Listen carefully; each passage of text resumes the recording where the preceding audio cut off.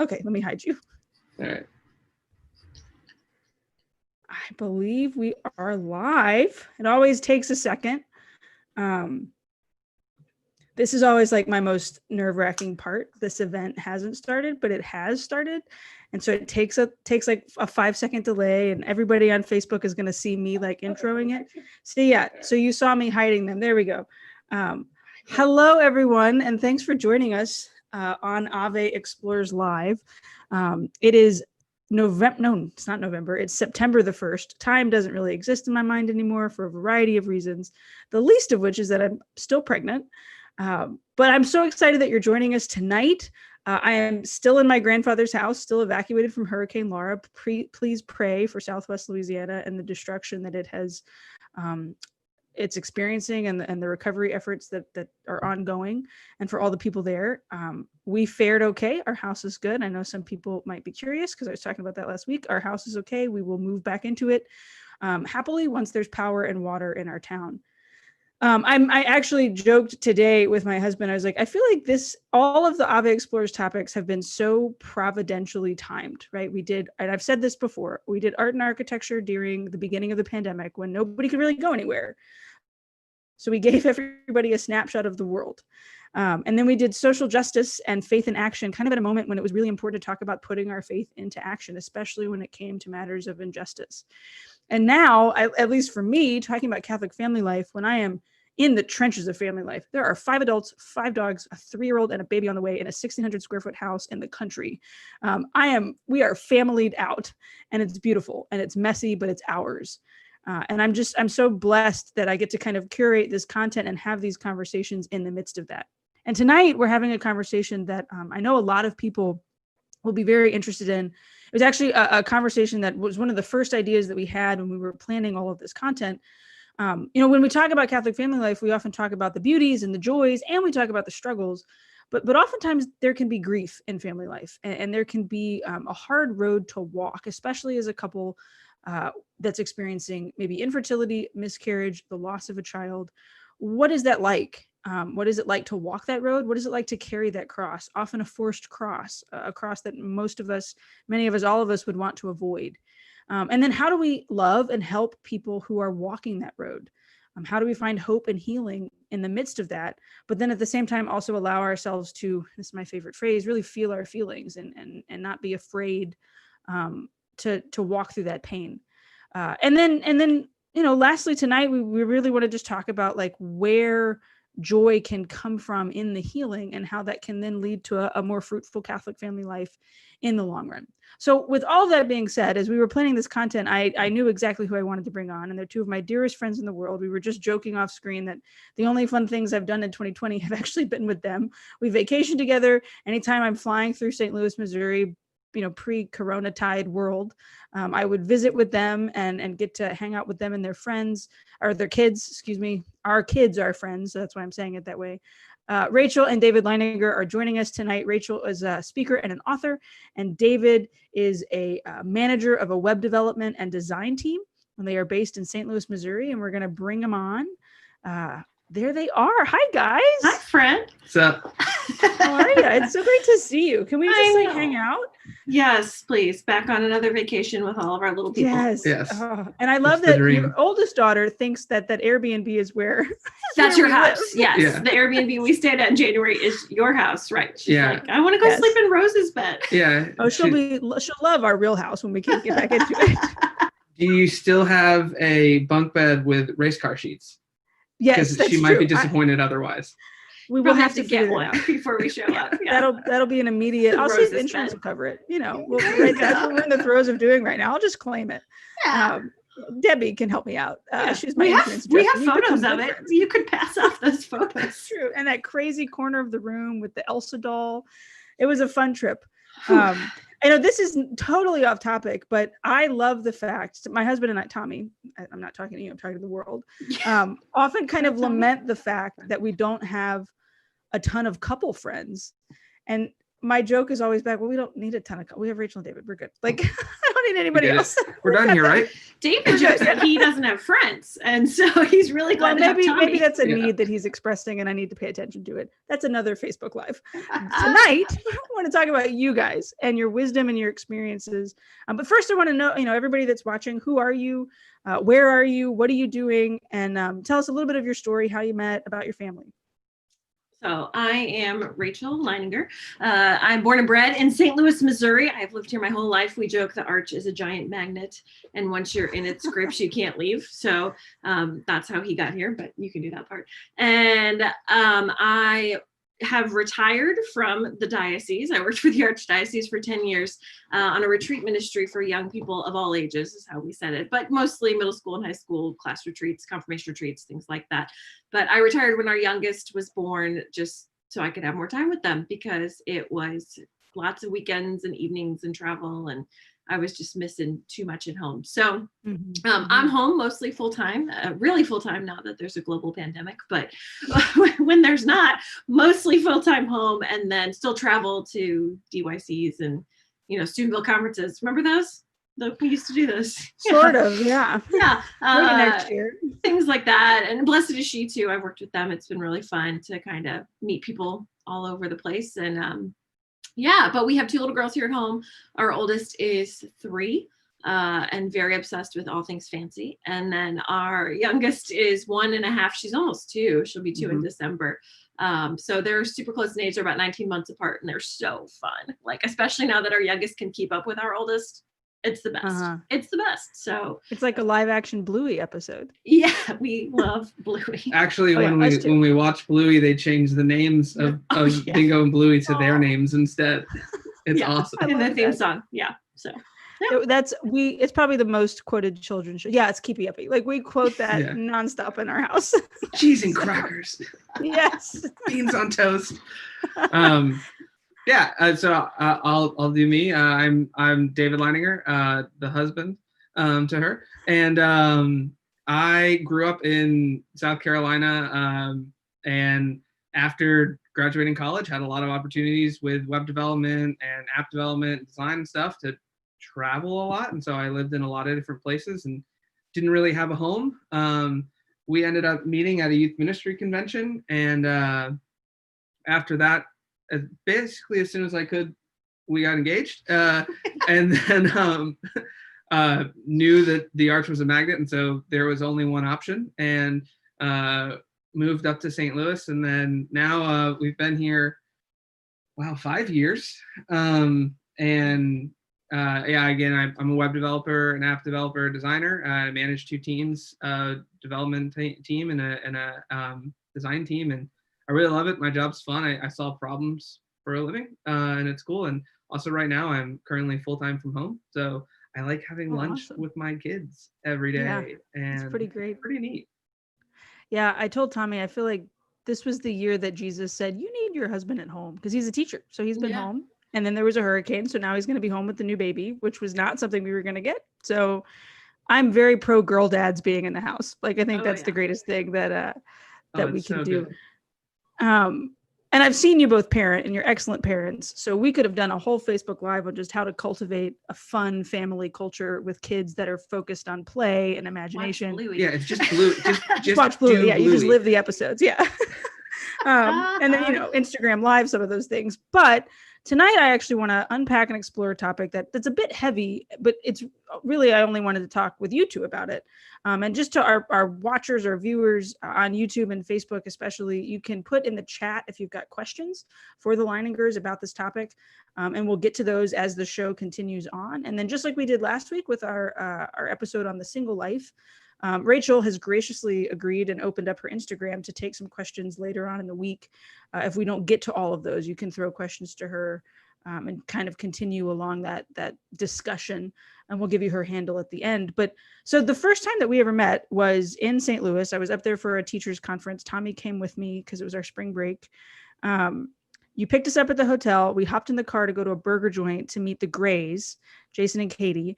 And like within 2 minutes of the conversation, Rachel, you were very pregnant. I was like 6 months pregnant. Okay. Yeah. Yes. Yeah. The car seat was in the car. Rose is 2 months behind us. Yeah. Yes. And so like you were in that part of pregnancy that I'm in now where you're just like, I don't want to do anything, but I'm doing this. And like you were super excited to see us. We felt very welcomed. Don't get me wrong. But as the conversation just continued in the car, y'all started sharing about Georgie. And I remember Tommy turning and looking at me going, Georgie. And I said, their first baby. And it took him a second to realize what you were talking about. And then you just very openly and honestly began to share with us. It was actually a comment that somebody had made to you guys. And I remember David going, it was patently unhelpful. And it's just like, that was a great phrase to use. Sounds like But tell us a little bit about Georgie and about the early months of your marriage and what you guys walked through. I mean, really baptism by fire in the married life. Yeah. So we met in June of 2014, got engaged that next December. So about 7.5 months later, and then got married the following August. So meeting to married 14 months. And so, which people were like, is that okay? And we're like, yeah, it's fine, guys. Don't worry. We're going to make it. I'd have done it faster if I could have. Yeah. And so we got married in August. We got pregnant in September.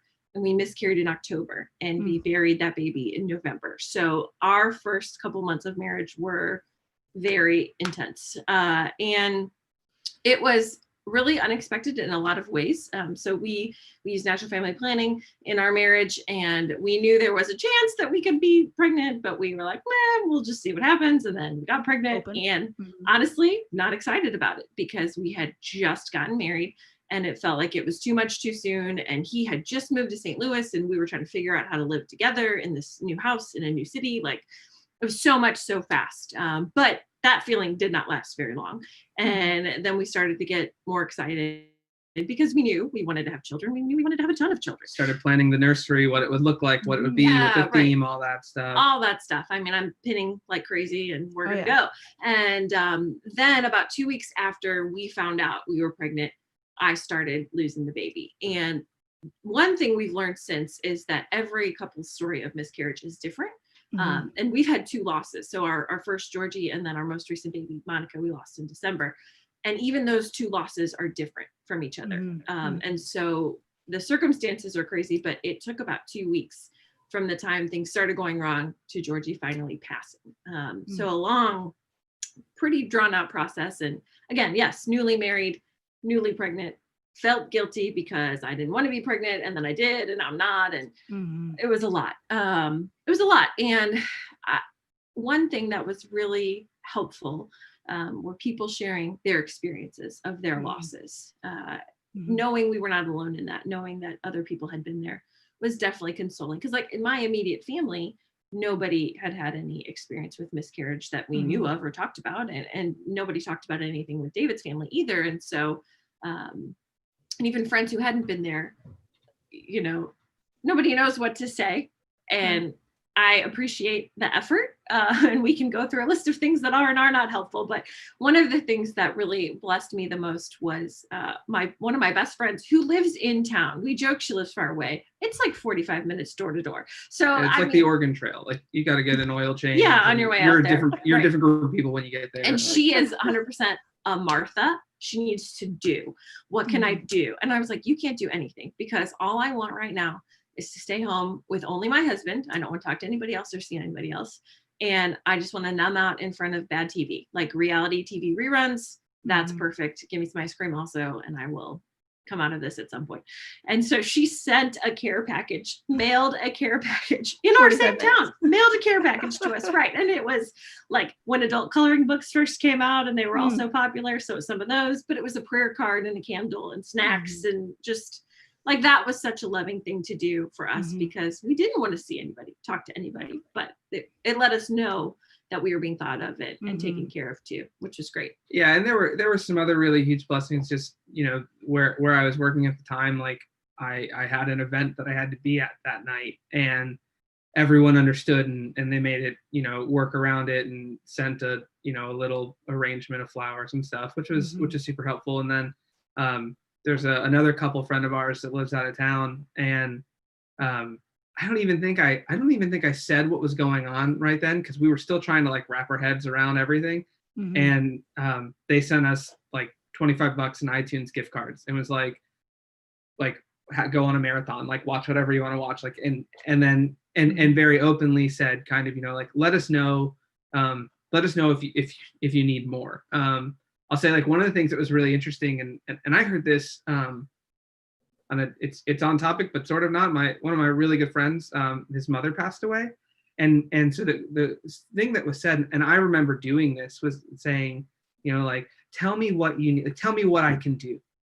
And what then I noticed, and we talked about it later, is like when you say, tell me what I can do for you, like let me know if there's something I can do, you actually put the burden on them, on the grieving person. Mm-hmm. And so anytime someone said to us, like, tell me, like, it just is a little bit more, and it's not really, it's like a little bit more of a knife, and it's just kind of like, so for them to say, here's what we're doing for you, let me know, and so equally, like, we've had people who've had other losses and stuff, and my reaction now is like, oh, tell me what no, we're gonna offer this.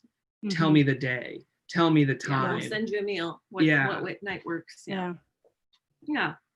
The other day somebody randomly sent us a Grubhub gift card in evacuation. I was like, oh, now I don't have to think about dinner. And that's, that's precisely it. Like when you're grieving or when you're kind of like in a weird headspace, that's the thing that's helpful. And as a couple who's miscarried, it's very private. Like it's yours, especially if you haven't maybe told a ton of people yet. Right. So then it's like, you not only have to tell somebody that you were pregnant, but then that the pregnancy is over. And that's hard. I would say too, like, and that's different too. Like, one thing that we realized too is, one, on the feeling alone, like as you start to tell people, you learn more that this has happened to more people than you realize. Towards like the end of kind of this healing journey with Georgie, we started to like almost have a checklist of friends and couples and stuff like that we knew, and the list that had a miscarriage was bigger than the list that hadn't. And so it just helped to put in perspective of like, you're really not alone. But then equally, like, how do you share that, right? So that sharing is, we started sharing it individually with people kind of closely, and then started finding ways to get it out there a little bit more. And now we're, as we have healed, a lot more open about the conversation, a lot more willing to have the conversation. That's one of our kids. The movie's over. Not yet. Keep talking. Catholic family life, man. Yeah. So we had a lot of opportunity to find healing and to have those conversations with people, but it is scary to bring that up, and it's a lot of your heart to bring it up. The thing that we learned too is that everyone's story sounds worse than yours. And again, like the responses of like, tell me what I can do, or the hardest ones are things where somebody say, well, and I don't think anyone means it in any kind of negative way, but they're saying like, oh, well, now like God wanted you two to spend more time together before you raised a family. That's what you told me was patently unhelpful. And I was like, oh yeah, that's a horrible thing to say to somebody. And like it wasn't ever meant to be that way. Yeah. Yeah, of course. Yeah. And or at least you can get pregnant.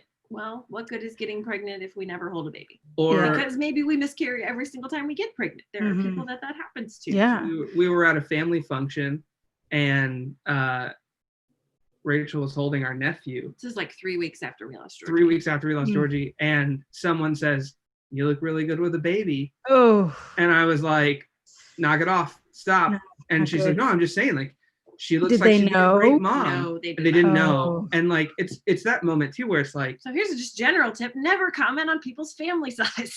No. Ever. Well, you don't know the story. Yeah. Well, and you don't ever say like, when's the baby due? Like, I will never say that to somebody until they have said that they are pregnant. Equally, I'm never gonna walk to somebody holding a baby and be like, you look like you'd be a great mom. Like, because you don't know what that hurt is. Right. You don't know, like, and it was so fresh that I was like, I have to leave.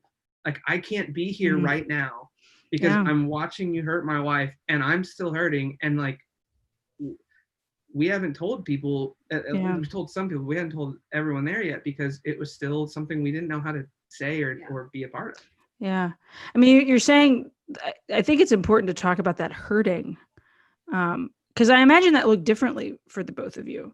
Like even when a new baby is born, the dad is reacting to the new baby differently because the mom had the baby by herself, and now all of a sudden that baby's out of her and dad finally gets to connect.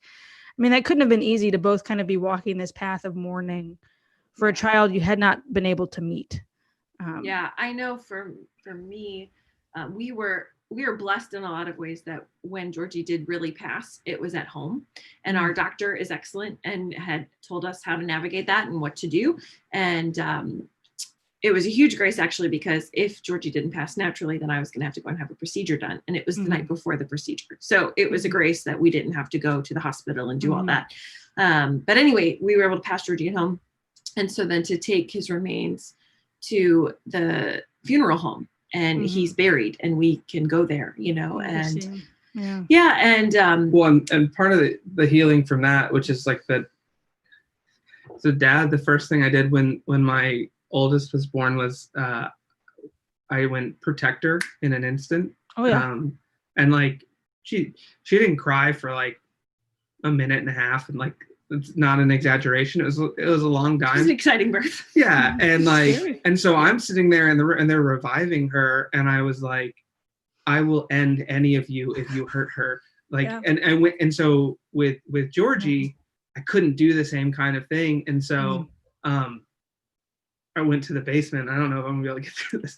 I went to the basement and I built a little box to take him to the funeral home in, so that they would be able to bury him. Yeah. And it was not pretty or good. And I'm sobbing through it, building it. I'm sobbing through it, staining it. I'm sobbing through it, assembling it, polying it, everything. And I came up and it's like the corners aren't on and everything. Like it's just this off thing. Ron Swanson would have been very disappointed in me. Ashamed. But at the same time, he would have been super proud. You know, it's like one of those things. Yeah, but you did it for yourself. So I brought it upstairs, and I remember I'm crying, and I'm handing it to Rachel to just like, this is it, and just like, I wish it was better, because the dad in me was like, I couldn't give, like I couldn't do more, and so this is literally, it's everything I have to give you. It's all I can give you right now, and it's not as perfect as I would have. And it's you know it is perfect. It's what it was meant to be, but it was that moment of like, that was a bigger healing part for me. And I think with Georgie, I healed a lot faster than Rachel did. Yeah. Yeah, I remember being at a women's retreat in February, and the theme, so we lost him in October, and I'm at a retreat in February, and the theme is like, come as you are, or something like that. And so all the women on the ministry team are up kind of describing their current station, you know, I'm coming like this, I'm coming like that, or whatever. And one of the women was newly married. She got married the previous fall. And she said, I am just in this place of abundance. You know, we're newlyweds and everything's so great. And, you know, we have all these graces. And I'm sitting there going, when I was a newlywed, this is what we were going through. And fortunately, David was at the event working it. And so I was able to go directly to him afterwards and just cry to him about like, we didn't get that abundance. And he says this was the Holy Spirit, but it was definitely not me. He should take some credit. It was definitely not me. He said, well, we have an abundance too. And it just looks different because we have something that they don't have. We have this person who's in our family, you know, we have this little soul that's ours. And we look like two, but we're actually three. Yeah. Yeah. Well, and that leads me to kind of the next part of the story that I know you have. Rachel, back in January when we all vacationed together, you know, we're in the car, we're headed to a thrift store because that's what you do. You go to antique thrift stores and flea markets. Oh, I miss it so bad. You leave the dads with the girls and you go shopping for things that they don't want you to buy. And that's okay. Well, that's how I found Taskmaster. And you said something in the car about being open to life means fully being open to life, both the life that you get to raise and the life that God takes is not the right word, but the life that you give back to God. Yeah. And then when we were walking through the store, you said, you know, 50% of my children are not here. And that gutted me. At the time I was pregnant and didn't know it, but that just probably your hormones were getting I think they were, but like I had to like step away for a second because it was like, I didn't even know what to say other than that's beautiful and I'm so sorry. So can you maybe unpack that a little bit? Like, what's that like? You're parents to two beautiful girls here on earth, but you've got two kids that are praying for your kids, but that you don't know. Yeah. A big part of my healing in all of this has been, I have a really good girlfriend who they have 4 here and 2 in heaven. And then my spiritual director is an amazing married woman who has 4 children here and 4 children in heaven. And she's older than my mom. Her kids are adults, you know, so she's got the wisdom of the generations also. And so between the 2 of them in the aftermaths of our loss of Monica in December, because like part of me kind of felt like, okay, we miscarried our first. All right, God, you get that one. Now we're done, right? Like one is enough. You can have that one and the rest are ours. And losing another baby this past year, was just like multiple miscarriages, like that hits different and that's harder. And my one good girlfriend, she said, yeah, this whole thing about being open to life means you also have to be open to death. And, you know, I think so many people, especially engaged people or people who are converting to NFP, maybe they've been using other methods to plan their families.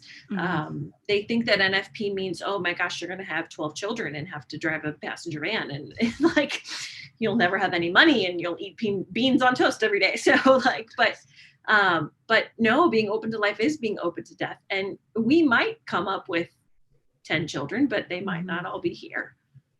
But they are all ours. And I had somebody who's going through similar things reach out and say like, oh, I just hate that you've had this experience. And I said, don't take that away from me, because then you're erasing 2 of my children or mine.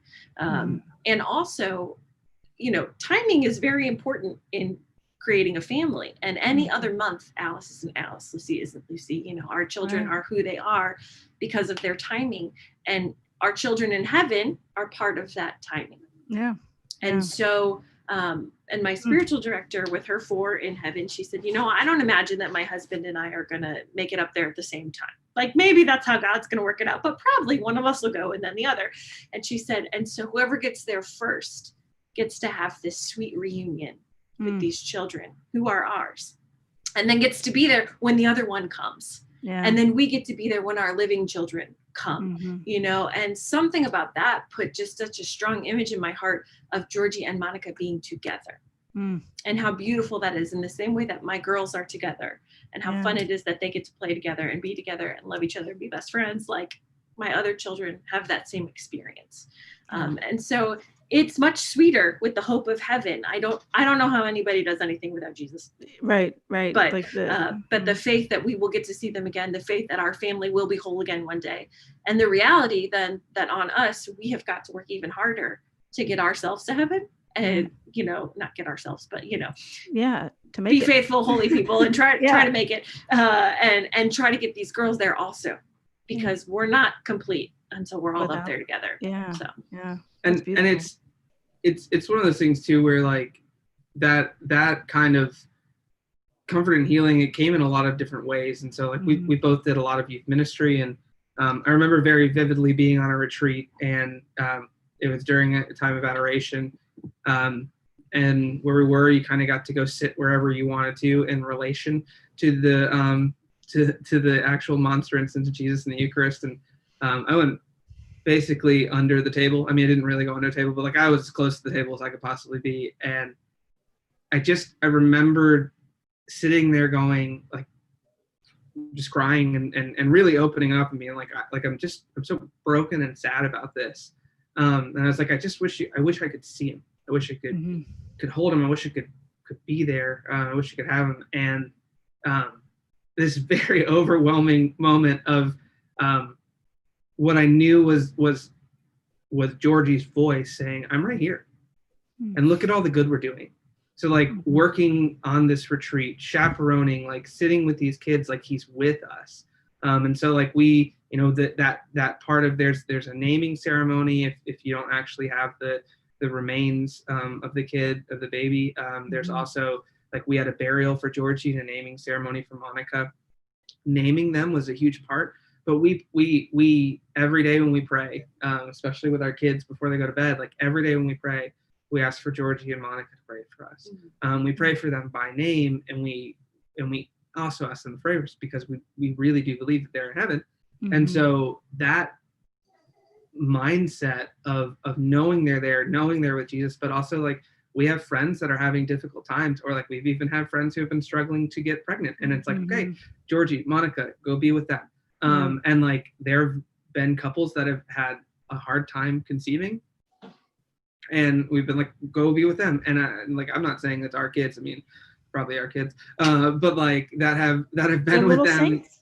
Yeah, and just to say like, go be with them. And I think there's something really humbling about that, of just being like, they're perfect kids, right? Like when you ask them to go, they go, and then they like intercede. And so that's really good. And then the newest kind of thing for me on a healing perspective is I'm a little, I have a few tattoos. And just a couple. And recently, I finished part of my leg sleeve, my lower leg sleeve, and I added the horse Fledge and Diggory and Polly from The Magician's Nephew from C.S. Lewis.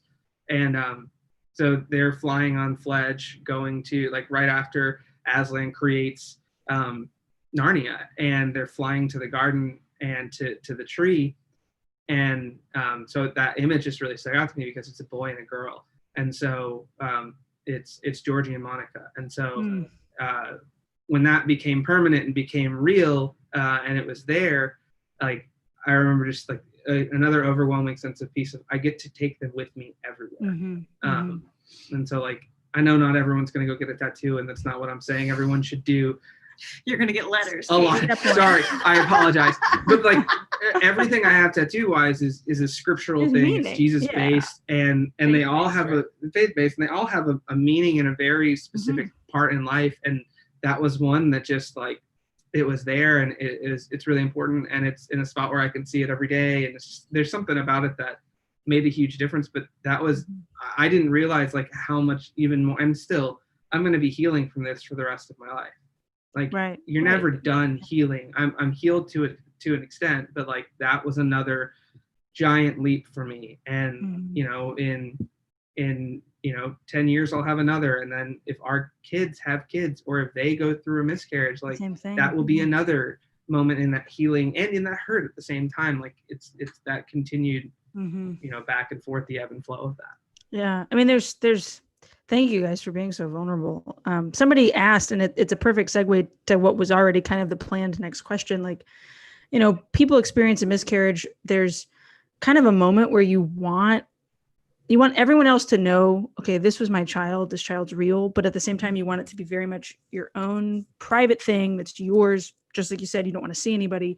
But then there's like, okay, I need a response from my church. And you mentioned the naming ceremony, you mentioned the burial and the funeral, and like giving them a physical resting place, which is beautiful. But Adrienne says that, when she experienced a miscarriage, that she looked to the church and she was surprised at the lack of resources in the space, given how common this is. And we know that it's very common. I mean, just if you had unlimited resources to create something for couples who've experienced miscarriage and grief, like what would you create? Because I know we've got priests, I know we've got religious sisters, we've got diocesan people that watch this, and that what would you do as ministry people? Like what would be an idea that you have to really try to that first response, as well as the continued walking alongside of a couple who's experienced this? Not to spring it on you, sorry. Yeah. Dream big. I have a few ideas. Okay, you start, because all I'm thinking about now is that Mother's Day when they have you stand up for the blessing and they pray over you. And I have such mixed feelings about that, because my first Mother's Day, my only child was in heaven, and I didn't stand up, and I regret that. So that's the only thing that's I'm thinking of right now. And we talked to a really good priest friend of ours, and so now he doesn't have people stand up on Mother's Day and Father's Day. He just asks to he says the prayer. And he says God knows who's getting it. Yeah. Because there's spiritual mother. Yeah. There's all sorts of different ways to mother and father. Yeah. And so I would say one thing, we talked about our doctor, and he's phenomenal. His staff signed a card, which was super great. But they sent a book about basically, I don't remember the exact title, and we can look it up and send it to you and you can put it on there, but it was like praying through miscarriage. And it was just this really and they were praying for us, and and we knew that some of them had experienced miscarriage, him included. And, it's just this really humbling thing. So one is that whatever that book was, I can't remember the title, and we'll find it. But I remember reading through it, and it was definitely a helpful thing. There is definitely. One thing that's not good, if you happen to be someone who works for, so I called the diocese. This was a bad one. I called the diocese to try to figure out like, okay, what's the burial? Like, how do I do this? And I said, my wife, like we just had a miscarriage. We passed the baby, and she's like, you have a deceased baby at home. And I was like, it's a miscarriage. And she's like, we need to call 911. I was like, we don't need to call 911. And she's like freaking out. And then eventually, like, it didn't make it through the phone call. I hung up on her. Because you were so rattled. Because I was so rattled by it, and it was not a good back and forth. But then eventually they pointed me to, the right place. Like I would say on a diocesan website, have resources. So I don't need to talk to somebody. Like point me to the funeral homes or the and the funeral home we worked with was the Catholic home. That was wonderful. They were great. They were great. And to make it real, getting to them was difficult. Yeah. So like say like here are the funeral homes. Here's the cemetery where Georgie is. There's a shrine to the Holy Family, and that's where all of the miscarried babies are where they are buried. And then our church, we have a church like 2 blocks away, which is awesome. As well as there's another church in the city that I know that has this, and a couple places around have this. I don't know exactly what it's called, but like Shrine to the Unborn. And so like you can submit a name if you've lost a child through miscarriage, infant loss, whatever, and it goes on this wall, and there's prayers for them and everything like that, which is really beautiful. Yeah, I think making that more available or like known, visible. Like you look in the back of some of the churches and you see it, and you just go like, all right, there's like it almost looks like someone sponsored you sponsor a brick walkway or something and just names on it. Like it doesn't really say what it is. It's not very clear. Something to make that more apparent, and then even call that out in the bulletin. Like just say like, if you would like to add a name to this, like make it somewhere where they like, especially that first thing is like, and say that if someone wants to reach out to a priest or to somebody to talk, but like, especially for us, like we did not want to talk to anybody for a little while. Right. I would have very happily put in a request, got a name on in that little shrine, but I wouldn't have wanted to talk to anybody for a little while. Right. Yeah. I think even too conversations like this are really helpful. And we have a great NFP instructor who was able to walk with us through this, not only from a physical perspective, here's what your recovery is going to look like, but from a spiritual and emotional perspective, because she's a great faithful Catholic lady. And, so diocesan offices like NFP offices or pro-life offices to make this a part of the ministry also. And it's very much about just letting people know this is available. Like if you want to talk to somebody after the loss of a miscarriage, and again, not to put the burden on the grieving people, but it is such a private thing that people need to be ready to come when they're ready to come. Right. And they might need different things at different times. Like our loss with Georgie was so different with our loss with Monica. Here we are. It's Christmas. We have 2 little girls at home. One had just turned 1 like a week before. Yeah, and so like there's not really a minute to even think about it then. And also the sting of it wasn't as bad because we'd had so much healing from Georgie. Not that it wasn't terrible. It was, but it wasn't the same kind of experience. And so that availability is so huge because then people can come and receive when they're ready. Yeah. And I'll say too, like I there's this ministry in Atlanta. I don't know a ton about them. I helped build a website for them. That's all I can say. It was a couple of years ago.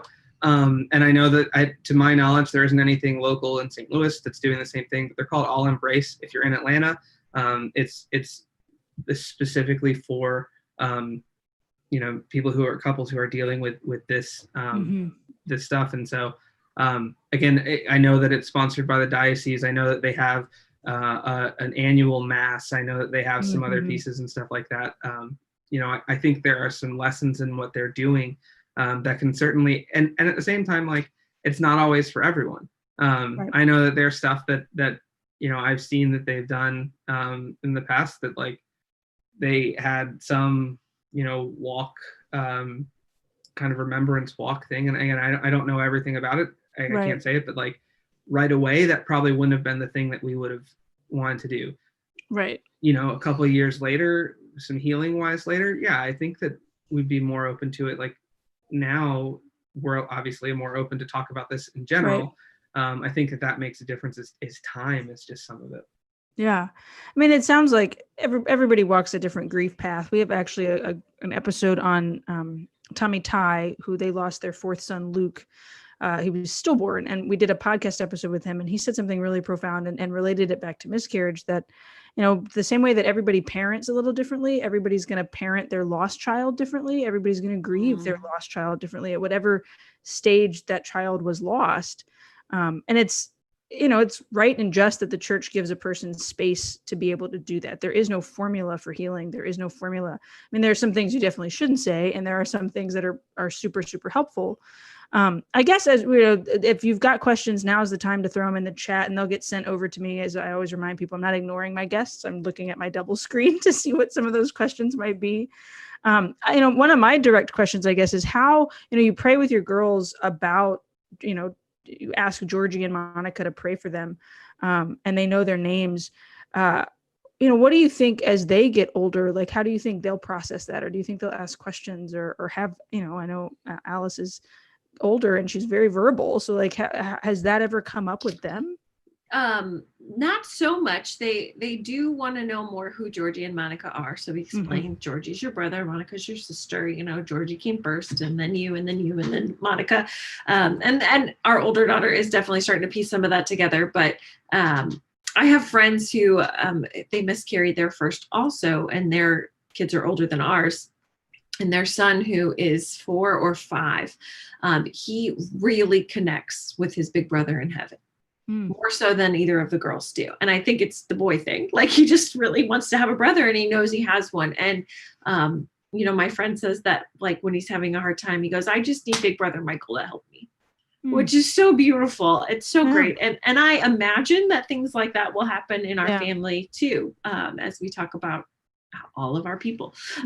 So I think it's the idea that, this is your champion in heaven who's rooting for you and here to help you, like a guardian angel, but not an angel, because people aren't angels and we don't become angels. So, but I'll get letters about that too. Yeah, right. But similarly, that they're there to champion for us, to intercede for us, and that we can always talk to them, and they're always available to us. I think, I imagine that will happen as our girls get older and older. And we have memorial things around the house. So Georgie's named for Blessed Pier Giorgio Frassati, and we have his image up, and St. Monica for Monica. And so her image is up, and our one girlfriend, our one family, they do empty oval frames in the gallery wall for their babies in heaven. And so it symbolizes like the faces. We don't know what they look like yet. So we have the same idea up in our playroom. And so while they're playing, there's the symbol, for their brother and sister. So it's very much just part of the air we breathe here in the Leininger house. And I think in a sense, like, not like, I don't know, I kind of hate this word in some senses, but like, it's normalizing it. So like when it's Christmas time, we have every kid has an ornament, like a special ornament. And so Monica and Georgie both have ornaments. And so I remember, last year specifically, like talking with Alice as we hung those and having her hang them. It's, like we have some very good priest friends and some friends that are really good friends that are nuns and sisters. And, they're over, like the first 3 people who met Alice that weren't family were 2 priests and a nun. And like, that's normal, right? Yeah. Again, it's like Rose too. it's normalizing in our minds. It's like, it's normalizing vocations, but also normalizing, like, this is just like your family is like, we have family members who are in heaven, and like, it's just what it is. So like, I think there's definitely going to be questions. I think we're definitely going to have to have some hard conversations. I think that's definitely coming. And it's what is the appropriate amount of information for the age that they are. Oh, of course. But then at the same time, it's getting into the mindset of like, there doesn't a day go by that we don't talk about them. And so like, as much as we will talk about the things that Alice and Lucy are doing on a daily basis, we'll also talk about the things that Georgie and Monica have done. Yeah, they or, could be doing, yeah. So it isn't abnormal to bring them up. And so like, I think like a lot of times people can almost feel like, oh, well, it's just like, we don't ever talk about it. And like, I know that like, I have a miscarried sibling. We never talked about it until like one time my mom stood up at some mass where they were praying for the unborn. And I was like, what? I was like probably 13 or 14 at the time. And I didn't know. And then we never talked about it really again until we lost. And so like, I think that normalizing it is one thing. It makes it more like available for healing for our kids, but also more able for us to just talk about it and for other people to ask questions and see it. Yeah. I mean, we could keep going. We're almost at the IGTV time limit, so I've got to stop us soon. But I guess my last question, like if somebody were to call you and say, Rachel, I just miscarried, and I know you've been through this before, what's the first thing you tell them that they need to do to take care of themselves? Like what's the first self-gift, or not self-gift, what's the first self-care that a person can do in this moment? I would say I'm so sorry, because really that's the best thing and the only thing that you should say first is I'm so sorry. I'm so sorry. And I've had people say to me, oh, well, we miscarried, 3 times in the last year, and they're so casual about it. And I think that's also a numbing thing too, of, oh, it's just something that happened. No, I'm sorry, like that happened. I think the best thing to do is to name that child. And it's difficult to do that sometimes because, like both of our miscarriages were so early, there was no way to know for sure, but we just prayed and trusted that we knew who these kids were. But to name those children, to name that child and have a relationship with them in the best way that you can. Like, I remember my spiritual director said to me, you could still sing to him. You can still read to him. You can still do all these things like you would do. And at the time I was not ready for that. And I was like, that is awful and crazy. And why would you say that to me? But the reality is like, yeah, I see that now I can do all those things. And when I sing to my girls and I read with my girls, like, it's not hard to imagine that my other children are here also and receiving that motherly love from me. So I think naming the child is huge. It's huge. Yeah. I will say too, and I don't want to run out of time, but this actually happened to me couple weeks ago. A friend of mine, maybe a month or two ago, a friend of mine messaged me, and former teen actually, and was just like, hey, we just had a miscarriage. And again, first thing was like, I'm so sorry. And equally saying like, I know there's nothing I can say or do that's going to make things better right now. And so he was asking advice and what to do. And again, every situation's a little different, but like for him, the thing that I learned, and I think even for me where I needed it, was like to just forgive yourself. I think there's this moment of like, I wasn't like, I messed up or I did something. And it's like, and in his instance and in ours with Monica, we found out that we were both pregnant and miscarrying on the same day. That is tough. And so he's talking about the experience and everything, and I'm just trying to listen. And probably doing a bad job at that, honestly, but really just saying like, you need to be able to forgive yourself and like know that you have a saint in your family. And it doesn't make it easier necessarily knowing that, but like forgiving yourself and really trying to get healing on that is going to be the key part. And maybe that means watching crappy TV show and eating ice cream and sitting on your couch It was The Biggest Loser. No, it was Project Runway. Ice cream. Both acceptable options. Biggest Loser was Alice. Biggest Loser was pregnant with Alice. Okay, yeah. Either way, there was ice cream. Everybody remembers their show. Yeah, that gets them through a thing. That's right. Yep. Yeah. Well, thank you guys so much for sharing so vulnerably. Felt like we were just hanging out like normal. I know, it's the best. Wish there could have been drinks, but pregnant, far away, pandemic, whatever it is. Where can we find you guys on social media? So I have Twitter and Instagram. It's at R.A. Leininger, just like my last name, which is hard to spell. It wasn't before I was married, but it's okay. You're worth it. You're welcome. So at R.A. Leininger, Twitter and Instagram. Cool. And David? I'm on Twitter and Instagram. I use Instagram significantly less. You do. And it's just David Leininger on both of those. Cool. And then, if you have questions or things, Yeah, I will direct them to Rachel. go to Rachel, and I will also help. If there's anything specific for me, let me know, but we'll probably tag team them. Yeah. Awesome. Well, thank you guys for joining us. I'm going to kick you out for just a second so I can do my outro, but I want to hang out afterwards. So don't hang up the phone. Perfect. Nobody else gets to watch that hangout, but I'll go get Rose. We're going to talk about all of you behind your backs. Exactly. All right. Bye, guys. Bye. See ya. It's Rachel, say a prayer for them tonight. Say a prayer for their family. Ask Georgie and Monica to pray for you tonight, to share so vulnerably about this. I mean, I think people that are both watching us live and who are going to find this after the fact when we share it in our Ave Explorers email and on IGTV, and it lives on Facebook and YouTube. There's a lot there to unpack. And the thing that kept hitting me was it's a road to healing, but it's okay to feel some hurt. It's okay to feel like nobody understands what you're going through, even though a lot of people have been through it because everybody processes it differently. But then that there's also a great joy and a great hope in knowing that you've got children in heaven and that they are on your side. They're on your team. When we talk about Catholic family life, just like I said at the start, and just like we've said in every podcast and every article and everything that we've done in this whole series, there's so many layers to it.